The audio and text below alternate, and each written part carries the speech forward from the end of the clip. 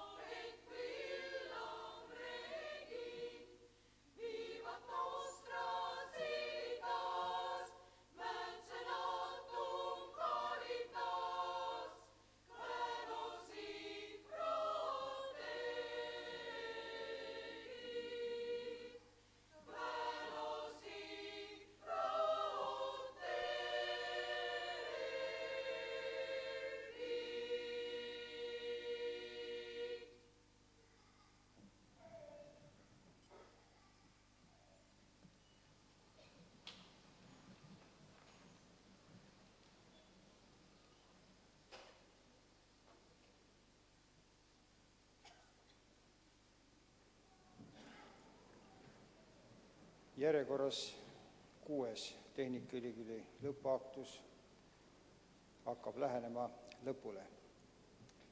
Tänast aktust on eriti raske lõpetada, sest nii palju noort naiselikku ilu Rauakooli seinte vahel jäi kohta iga päev. Ma vaatasin, et kolleeg Keevallik plaksutas, nii et käed olid punased. Ka mulgi kippus aeg-ajalt sõnakurku kinni jääma, aga ilus.